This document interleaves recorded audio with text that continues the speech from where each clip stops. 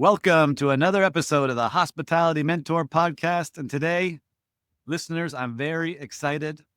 I've been waiting for this one. I've got Anand and Nina of the Barn B&B Walla Walla here on the show. And the reason I'm so excited is because I was speaking again at the Select Registry Conference back in November in San Diego, and they were in the audience, and they had such amazing stories about what they're doing currently at their beautiful hotel. And I wanted them here on our show. So thank you for joining today.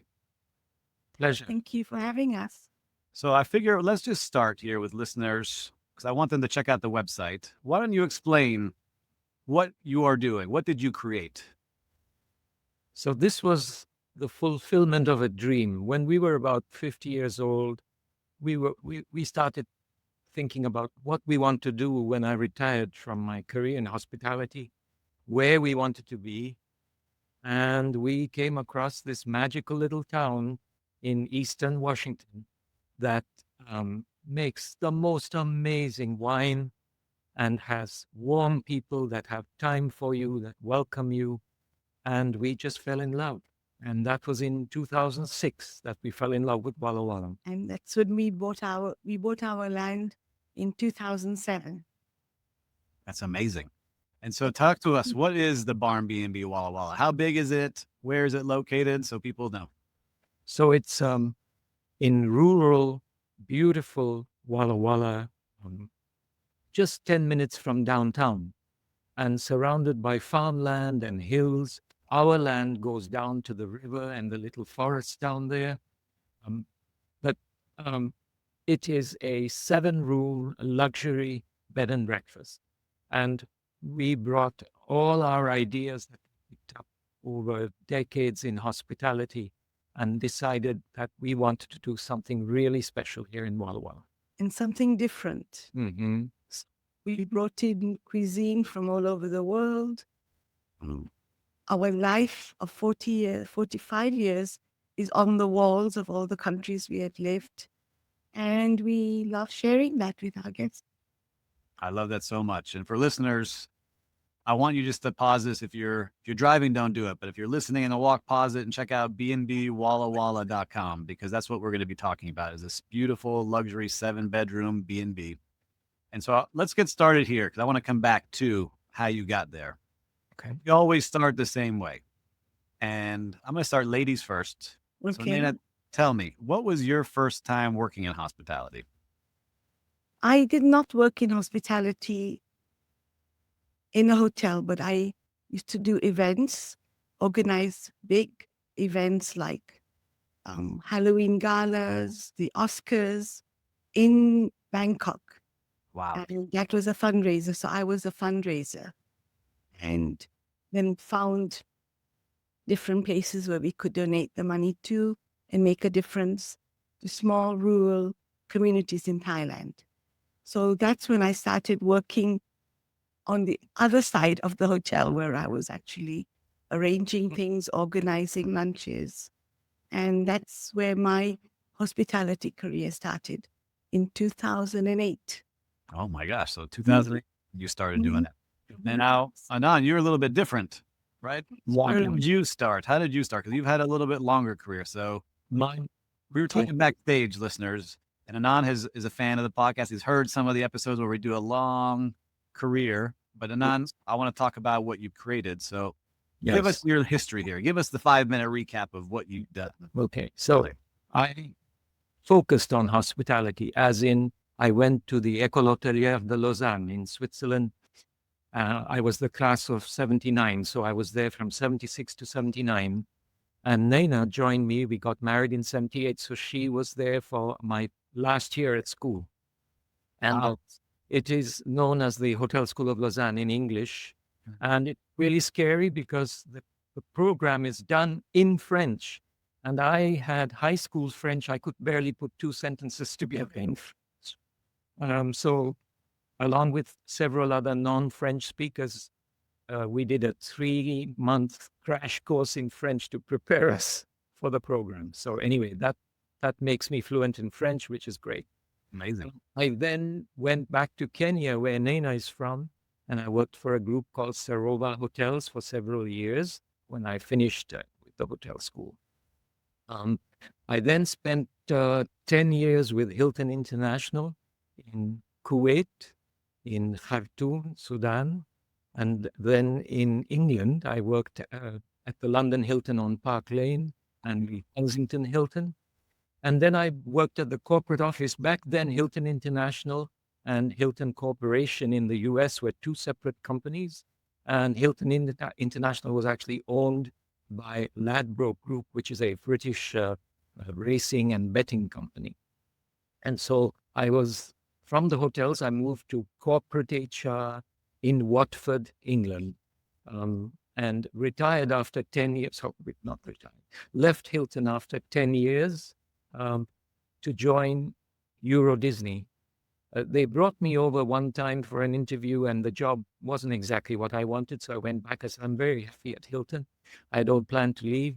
And then my then next boss, Leonardo Inghileri, brought me back again for another interview. And this time the job sounded more interesting.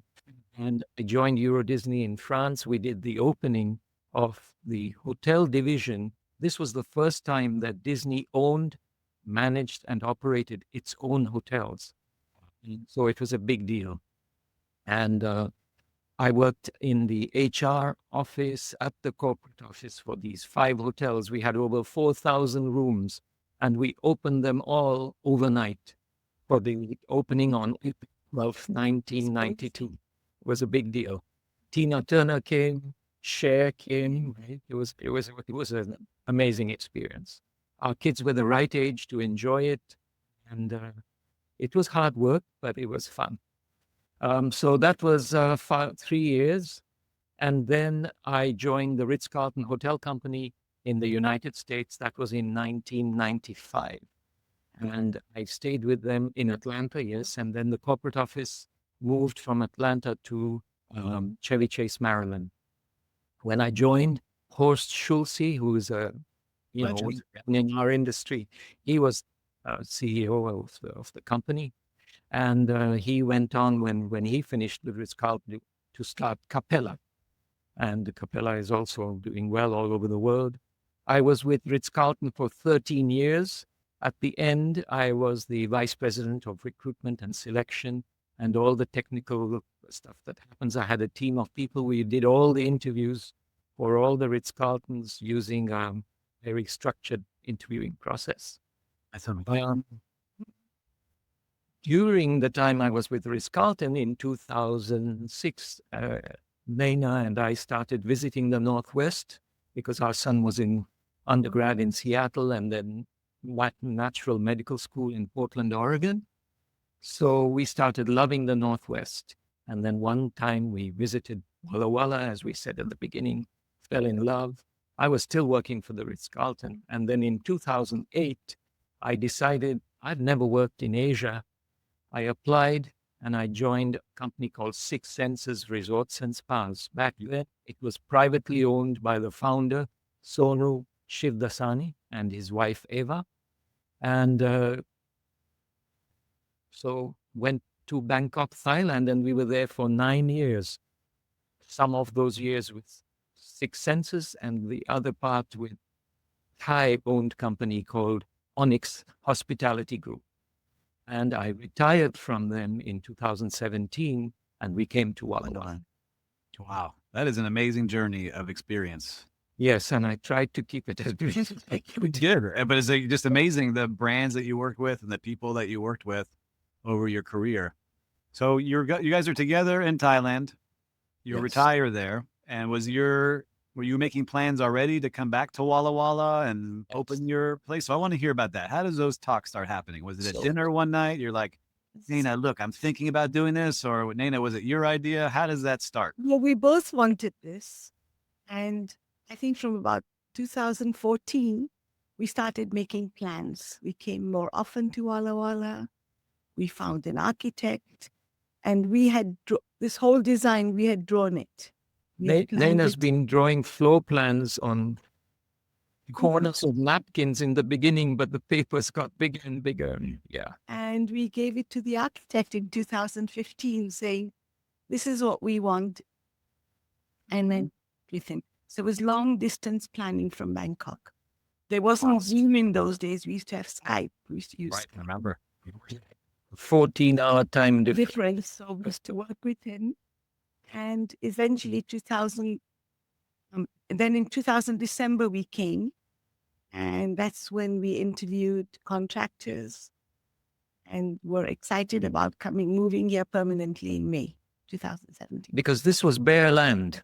There was moving- absolutely nothing on this land, 10 acres. And our friend and neighbor, Steve, who has 400 acres up here of wheat, he planted whatever he wanted so that we could keep the water rights when we did move here. Wow, that's a good friend right there. So how did you pick that piece of land, right? Because you said you're in Bangkok, you'd visited because your son was here, you started to love the area, but how did you find that? Did you know it right when you saw it, or was it like, this matches the description that we want? I think we made 2 trips. The first time we didn't like anything. The second time, our realtor called and said, I found a piece of land that has water rights. I wanted water rights. So this came, and I actually bought it without Anand. He didn't. I was working on the East Coast. I couldn't keep coming here every time a piece of land popped. So we bought this, and that was the story. And then 2008, we weren't planning on going to Bangkok in 2007. That just happened. So when you're finding this land, now you have the land, you've been drawing it on a napkin, you find an architect. And now it's one thing to have a dream, it's another to actually make it happen. Yes. Right. So what were the next steps that you took? So if someone's listening to this, like, man, I've had this dream and I've been looking online, I see a piece of land. What did you start doing to make it a reality versus just a drawing on a napkin? While we were still in Thailand, we made a trip to New Zealand. And we made a point of staying only at bed and breakfasts. And each time we told the owners our dream, they said, come, let's have a glass of wine, or come, let's have a coffee. We want to talk to you and tell you what not to do, what to do right. So we started, making notes. And also we've been making notes for several years of what we should and shouldn't do in our rooms and all that kind of thing. So these people that we met in New Zealand, we were there for 2 weeks, gave us so much important information. For example, they said, if you're building it yourself, make sure you have your private space, that you can close off the business and live your life separately whenever you need to. That was a useful one. Do you remember the others?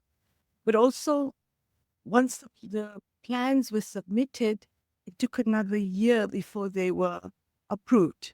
So we had a whole year to choose lighting, fixtures, what we wanted to do. We had a lot of time.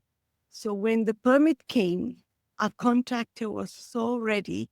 In 10 months, the place was up. Mm-hmm. That's fast, especially for these days.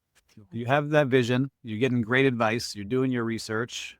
It's interesting that you're asking others for advice because, Anand, you worked in hotels for so long and you worked in big brands, but it's very different, right? So why do something on a smaller scale versus, like you said, you opened 4,000 rooms before, right? That on billions of dollars, right? But what was the difference that made you think 7's the right number versus more? Well, actually all the advice given by these B&B owners we met in New Zealand. Never go over 9 rooms. Never go over 9 rooms. Oh, why is that? What was that? After that, they said it becomes hard to manage. You need a lot more staff. Your costs become high. So actually we were going to build 9. 9. Oh yeah. We have permission for 12. And the thing is, it's our retirement. It's not like we're starting at the beginning of our career. It's our retirement. So we want a lot of time for us as well and family. And so it's a nice balance. That's a good point. It's true. With the huge companies and tens and tens of thousands of employees. Yes. Yeah, it just clicked as you said it, right? Because I look at you as business owners and you have this amazing product that you've created, but you're right. It's something that you wanted for your retirement, your lifestyle, but also have something that's worthy of what you've all done. It's amazing to see what you've created. Just looking at your Google reviews is amazing. You have like a perfect Google review score. online, which is almost impossible to get. All right. I want to go now. You got your permits. You had everything open in 10 months. Do you remember the opening day? Was it full? Was it one person? Was it a family member? How was it when you opened the first day? Well, We had our- we had a pre-opening where my girlfriends came for 2 weekends, Okay. and and gave their feedback. Yeah, some look of at them that. came from China, Singapore, Bangkok. These are friends who we met in Bangkok. I met in Bangkok. Some of them were living in the US, some were not. Everybody was so excited because I've been talking about Walla Walla and the Barn B&B for 9 years in Bangkok. So they came and it was great because I had a great feedback from them. Mhm. And then April, what they call spring kickoff in Walla Walla, is when we opened. It's the big weekend for Cayuse. And we were fully booked for that weekend. It was our first weekend we opened. Yeah. So what was that like? Do you remember that feeling when you saw strangers in your place? A little crazy because we were trying to figure so many things out. And our front, the lawn in front of the rooms was a big mess. It was mud, It basically. was mud because the Pool permit hadn't come through yet. So the landscaper said, I can't plant anything till the pool comes. The pool didn't come for another year first Wow. because the permitting took so long. So you open with a big mud pit out front, sold out your first weekend. Is there anything that stands out from that time that you remember? I think we were doing too many things then. We were trying to do too much. So now we know less is more. We've learned that over the years. Mm. We used to offer a Thursday night dinner And Monday. and Monday. So we stopped the Monday. Then we stopped the Thursday 2 years ago. We used to do it really helped the business. We did 2 complimentary dinners a week. They were included in your room rate. So people obviously found that very attractive. Of course. We dropped the Monday. I don't remember After about when. a couple of months. Thursday was great because people who used to come to Walla Walla on a Friday evening, wine taste Saturday, and leave Sunday morning started coming on Thursday and even Wednesday to catch our dinner. So we extended the weekend for people. And it helped Walla Walla because they go and drink wine there, they shop. So But I think the biggest shock was COVID. Yeah. So what happened during COVID? Did Wuhan shut down or was it? we close for the winter. That gives us a chance to visit our kids in Los Angeles, to travel. Her mom is in Kenya, so we do close. So we opened in April 2019. March. We closed for the winter, and then we reopened March 1st, 2020. To be shut After the down. winter, For 2 weeks. we had 2 rooms occupied, and then 1 week later we had to close. Yes. And it That was was scary. hard. That was scary. But I have to say, once we opened, all the guests that came to us in 2019, every single one of them came back to us, Wow. especially if they were from driving distance. And those are our guests that we still have today on our 7th year. They still keep Amazing. coming. You talked about it. It's amazing. all- Go ahead. The way the place is laid out, the rooms, they have independent entry. Every room has its separate air conditioning. We have mini splits. People knew that because, once we figured out that it wasn't everything you touch, but what you breathe, we put on our website, you don't share air with anybody in your rooms, for example. So Yeah, it's a great way to market it. And I love that everyone has their own entry, right? You have your own doors, you get to your own place. You don't have to really be around everyone that you don't need. Because I'm looking at the pictures now that I've saved over here. But I want to talk about now the experience because you were planning this for 9 years, right? You say you were drawing it out. Talk about the experience you started creating because you have some very unique things that you've done, whether it's the loyalty program or some events that you have, like you said, and some things caught my ear when I was at this conference. Yes. I remember you raised your hand a couple of times. I remember sitting in the middle of the room and it stuck to me all the things that you were doing. So one of the things we do is guest watch. So we ask our guests to text us when they're about 15 minutes away so that we can welcome them warmly. And so one of us will sit in the office where we can see when guests arrives. And then we go, and then whoever's doing guest watch in the office texts or calls the other one so that we both go And to the vehicle greet and them. welcome our guests. Sometimes the guests don't know what we look like because they haven't watched the video on our website. So they think we're just guests, and then they're surprised that we're coming out to the vehicle to welcome them. They're always surprised by the warm welcome because they don't get that anywhere else. I would be shocked if I came up and you said to me, I'd be like, wow, thank you. And if you came the second time, I'd probably give you a big hug. So then we walk them through the front door, and then we say, Nina is going to show you how we check you in. We have our special ritual. So they wonder what that is. And that's when they gong in. I told you. What did we say? This is for Sarah. The gong in. We have a very old gong. Actually, it's a multiple gongs and a symbol from Myanmar we purchased when we were in Thailand. And so the guests, when we say there's check-in, they think they need to sign something. They think it's some kind of procedure. And then Nina shows them how to gong in. And then you tell them to forget. Oh, yeah, to leave all their worries behind, forget everything, and enjoy the next couple of days with us. And they all go. Yeah, I feel it right now. As you're talking, I feel very calm when Nina talks. That's how you are, Anand, or is she just like this for the show today? Brings a smile to their face. And then we bring them into this beautiful dining room with very high ceilings, all the things we've collected over our 45 years together. Not all of them, because some are in our home. The rest are in the dining room. And then we offer them a welcome drink, Walla Walla wine, to welcome them to wine country. That's a beautiful arrival experience. And we visit with them for a little while, and then we take them to their rooms. Make sure they can get in.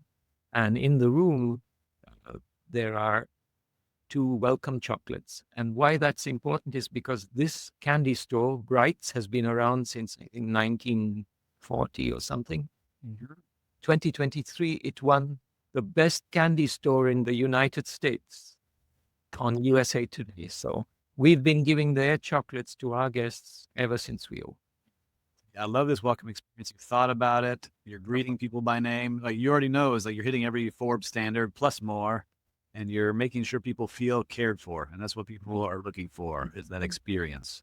So once they're there with you, you know, they get to explore, they go wine tasting, they do their thing. What happens in the evening? You guys go to sleep. Is there anything for them to do at night, or is it really they're on their own? Well, we provide almost like a concierge service, and we have 9 partnerships with wineries. So long before they come, they get an email from me that tells them about these partnerships. So if you're just staying 2 nights, that earns you 3 partnerships with wineries, complimentary tastings, discounted wine. No one else does this. We're in wine country. There are other bed and breakfasts here. Nobody does this. If you stay 3 nights, you get an additional 2 complimentary tastings, discounted wine. If you stay 4 nights or more, another 2. And then if you visit our website, those who are listening, there is one room that's really special. We built it to look like a grain silo.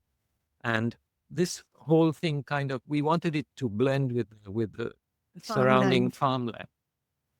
If you stay in that one, it's called the granary, then you go to a really special complimentary tasting at a winery called Force Majeure, just for that room. So, special. I like that. I like that hook. This one room, if you book this one room, you get something even better. And tastings have become very expensive now. Force Majeure tasting is $50 per person. Wow. The others are $20, $25. So the guests get a lot of benefit by staying with us. Just tastings. Some of our partners also give them a cheese plate. Mm-hmm. They have their name on the table when they arrive with a cheese plate waiting for them. So this is all part of hospitality continuing from extended from us. I love it. You and tell me about what happens with your loyalty program and people returning. How does that work? So The first time when they come back the second time, we give them a bottle of Walla Walla wine in their room. But they come back the third time, we've just changed it. Before they come, we offer them one of two experiences at a winery. And this isn't just a tasting. It's a tour of the vineyard, a tour of the winemaking processing facility. And in one of them, a chocolate and wine pairing. In the other one, a wine tasting. So they get that when they come the third time. And we take care of that. So I love that. When they come the fourth time, they plant a tree and we commemorate it with a plaque. We take photographs. And I say to them, you're now putting roots down in the place that you already love. And it's a very moving, very emotional. yeah. Sometimes there's hugs and It's tears. And we had a couple just planted tree last week, and they have a song for prayer for Yeah. planting a tree. So their friends said the prayer.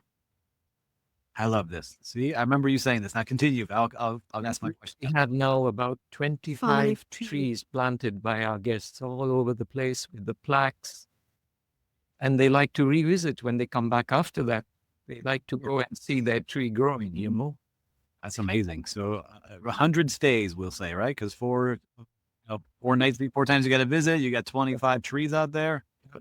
That's amazing that people are doing that over and over. You're building an amazing loyalty program. This is what I want people to know about. Because when I heard that, it's still stuck in my mind. And I knew it right when I saw your face. That was something that I remembered. And we So do something on the 5th Oh, time. makes us This is a surprise, so we don't want to. We don't want to.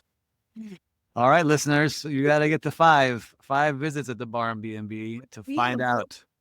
one guest that's come 9 times. 9 times, yeah. You know, so but after the 5th time, there are no more. Well, I love that because, I'm part of we're building something here in Miami. And so you got me a little nervous. I have to think, because we're doing 20 units, but it's all outdoors and on a farm, and it's a tropical fruit farm. And I'll send you some pictures after them if you're curious. Oh, yeah. I've learned a lot of what you're doing, and it's stuck in my head, the planting of the trees and the plants. Like, that's been in my mind as I've been doing this. So I wanted you to know that it's made a lot of impact just from you answering questions at that day. I was there to teach, and you all taught me as well. But I want to talk now. So you give us a story of your careers. You built this amazing place that's making a difference in Walla Walla, and you're creating unique experiences. And you said you're in your retirement age now, but you're still going strong. What are you most excited about? I'm not asking your 5-year plan, but maybe in the next 12 months, what are you most excited about coming up? We're most excited about the business staying, with everything that's going on right now. We have to And we've been, offer. yeah, and we keep talking about what we can do Yes. to make it different again. Mhm. We have to keep thinking about things. What else do people want? Yep. And there's also younger people are not drinking as much wine as millennials are just not into wine so much. So we're trying to figure out how Walla Walla is trying to figure out how to bring younger people in. I think for you, as we talk, I mentioned it, wellness is a big component that people look for now. Mm-hmm. I think that is something big that people will lean on, and you can do a lot of things that don't require staff, right? There's a lot of things like that. I'm happy to chat with you afterwards too, that I'm seeing a lot of things. But I see also too, a lot of wellness drinking, right? So all different kinds of drinks now that are not alcoholic. I see a lot of people use those whether it's CBD based or THC. I don't know if it's legal up there or not, but there's all different kind of things going on that people are consuming at a high rate. But you all are doing an amazing job with the experience. And that's what I wanted people to hear. So these listeners, this episode is a little different because we follow the careers. We did get to hear the careers of Anand, and we did get to hear about Nina and what you've been doing. But I really wanted to share the amazing things that you're doing. And even with 7 rooms, you still have people coming back for 100 times to plant trees and to plant the roots in your community, which I think is so special for people. But before we end, I want to go back to a light little piece of advice from both of you. Okay, we're going to go with Anand first. So if you could go back to young Anand, who's starting at the hospitality school, and whisper some advice in his ear, and he was starting out today, what advice would you give him? I would say join an industry where growth comes fast. It comes quickly. You got to work hard. It's hard work, yes. And then once you reach a certain level, if you also want to see the world, as I did, you can. You can start in the Middle East, for example. All the workers in the hospitality industry come from overseas and grow from there. So this is the industry that you can grow in and travel with. That's what you're looking for. All right. And Nina, for you, what advice would you give young Nina, who just happened to meet a handsome Anand at the university? When you marry a man like Anand, who's traveling all over the world, a lot of those countries do not allow you to work. Yeah. They have work permit restrictions, which is fully hard on someone who just wants a career.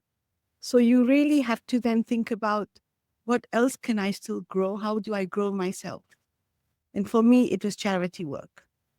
I was bringing up our children in all these countries, and keeping the family stable was also very important, because it's a new culture, new languages. The kids are moving to different schools every 2 years. So keeping that stability, but also at the same time fulfilling my own dreams of working and doing whatever I wanted to do without a salary. So you won't get paid if you are Trailing spouse. trailing spouse. And we had friends who used to say, in my next life, I want to be the trailing spouse. Yeah, you get to do some fun things. And the hard work in HR, I know how hard it is. But we all, the wives, because the hotel communities were very small, very connected. So the wives, the partners became very good friends. But we went out and we did a lot, especially like in Disney. At Disney, we had Les Femmes, Les Dames de Disney, where the women held a huge space for volunteering. You started a multilingual school, Yes, bilingual school. We started a bilingual English, school French. for the children who came to Disney, so they could have both languages. But besides that, Disney did a lot of charity stuff where they brought kids with difficulties, and we took care of them. We took them to the park, we fed them, we took care of them. So there was a lot you can give. There's a lot of giving. So, and then I bloomed late in life, let's say that, in Bangkok. Well, I love it. I love the advice that you've given. And I have one more question. I've never asked this question. Yes. I think I'm going to ask. I see you all working together. You've had a beautiful life so far together with a lot more to go. How long have you been married now? 47 this year. All right. So for listeners, I'm in year 12 of marriage, and there are ups and downs. What marriage advice would you give the listeners out there? It's at 47 years. I think be a good listener. Be a good listener, because I think sometimes we have things in our mind, but if you don't listen, you're interpreting in your way without seeing what your partner has to say. It's fun. Very good advice. How about from you, Anand? Anything you want to add, or should we wrap on that? We can wrap on that. I think that is some great advice. You see? Well, listen, I appreciate both of you being on the podcast today. Listeners, pause this. Go check out B&B, wallawalla.com. See what they're doing over there. Yes. I have one more thing to say. We never had worked together before. This is our first time. So we decided to have our own roles. Mm-hmm. So we have our own roles, what we do. Otherwise, it would be chaotic. So we have our own roles. We talk to each other about it, but we have our own things that we take care of. You don't have your staff meeting, Anand? You have your staff meeting with you two? No, Ritz-Carlton's famous lineup and Yeah, all the that. lineup and the credo every morning? No. It's so much easier to make decisions and try things out with just two of us. I agree. No, nothing to get in the way of doing it. And I can tell you listeners, make sure to check them out. Anand and Nina, thank you so much for joining me today. I appreciate you sharing your story. And listeners, if you found anything great in this story or in this podcast, your friends will too. So make sure to forward this podcast over to them. Do it right now. Pause it and send it over to them. Have a great rest of the day, everybody. And thanks for joining us. Thank you.